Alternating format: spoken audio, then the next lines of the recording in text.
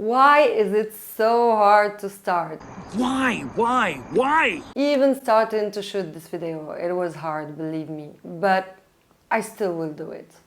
Are you struggling to start?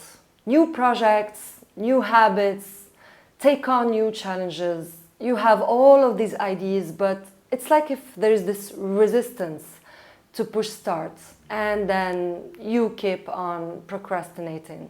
Do you want to unlock your potential and the potential of your team, your employees, people around you, just to ultimately get things done and get them to get the things done? If you want to do that, from my experience, you need to eliminate the root cause of procrastination. One of the biggest things between you and getting things done, fulfilling your purpose, changing your life and your business, saving humanity. Okay, I need to calm down, but you get the point. Aside from being a professional change facilitator, an engineer, and a GTD certified trainer, I used to be a professional procrastinator.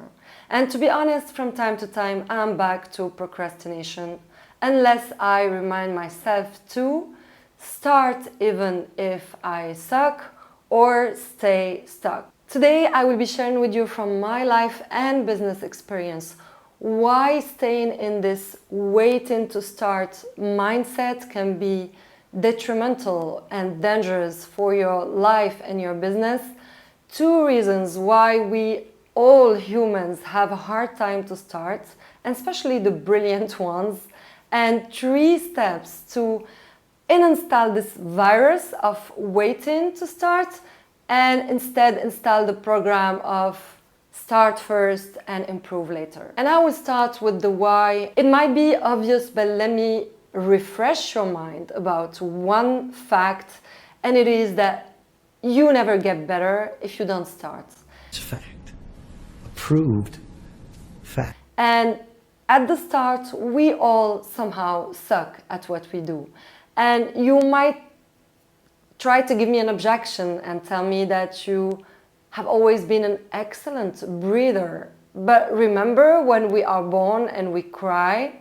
This is how hard breathing was for us the first time that we came around. So unless there is some crazy exception, we never start excellent at something.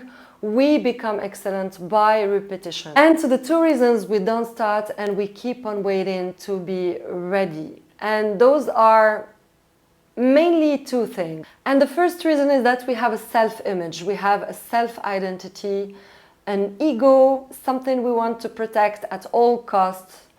It's basically the fear to seem ridiculous, and it's especially true when the stakes are high, meaning that we already succeeded in something else and we don't want to start this thing that will make us look less than. And the second reason is the other side of the coin of the first reason, and it is that we tend to do more of what we can do easier, of what we are already proficient at.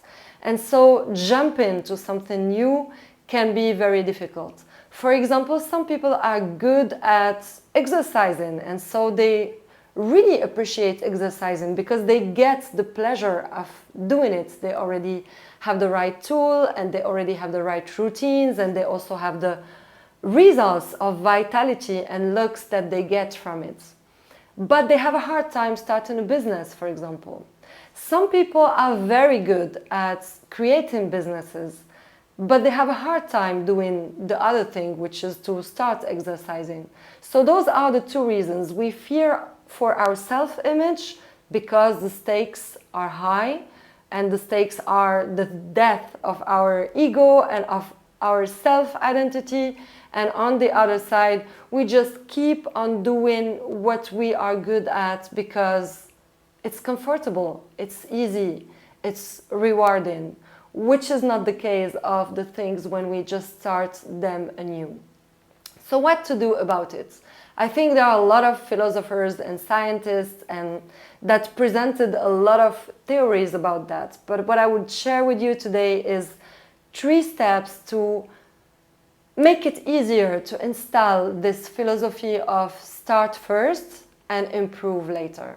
The first thing is to be aware that iteration is key and to somehow use a reverse psychology, like it is the case in design thinking framework, for example. So in design thinking, which is a framework we use to design products and services, but can also be used to redesign our own lives, we are aiming to fail quickly. Can you hear how it is different from to be successful? So you are authorized to fail and you are invited to fail quickly. What does it mean? It means you will do your best and you will iterate and you will know very quickly what doesn't work and you will improve upon it. The second step is to lower the stakes and create a safe environment to be able to start even if you or your teams are not ready. So how do we lower the stakes? I will give you a very concrete example. You know this famous white page syndrome that the writers are sometimes encountering? I write myself, and sometimes when I'm sitting in front of a white page, I have this hard time to start because I want to write something good, because this is what we all are trying to do. We are trying to do a good job. But then when I stay blocked for a long time, I just tell myself, you know what? Start. Write anything. Write your stream of consciousness.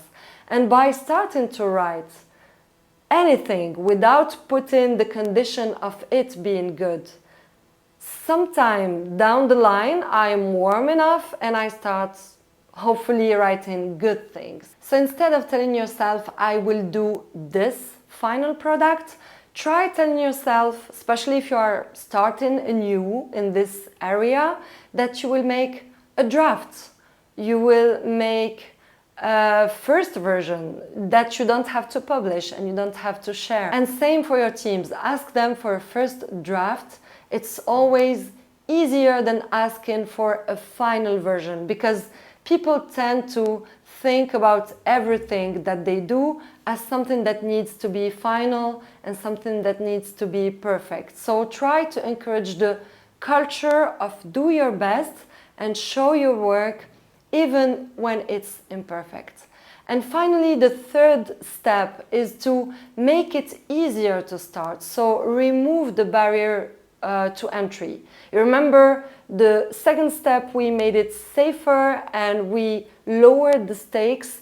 This third step is about to continue removing the resistance to start. When we start in a new form of art or in a new business, there are so many things we don't know. There are so many things that are new for us to learn, and we cannot learn them all at the same time. So start with the resources that are available to you. And again, I'm taking this example of me starting to make videos.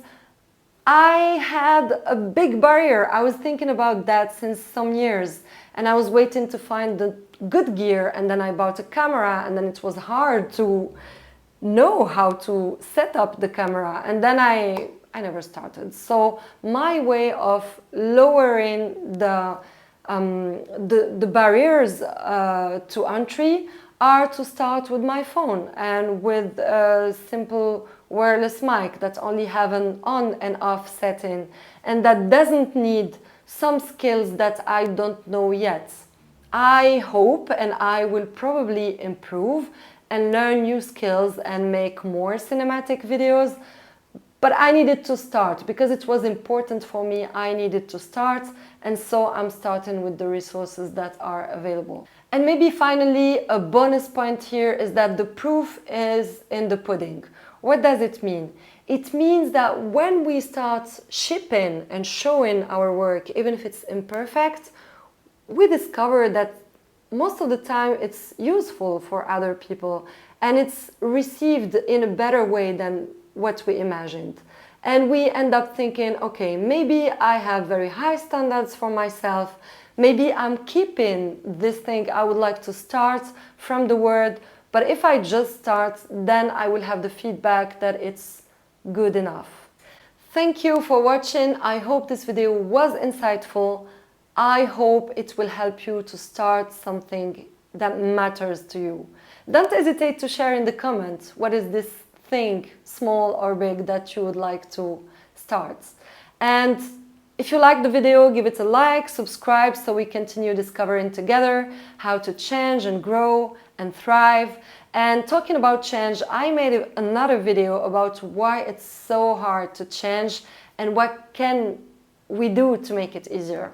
I will link the video somewhere here or in the description below. You will also find in the description more details about how we can work together, so my GTD trainings and my other services.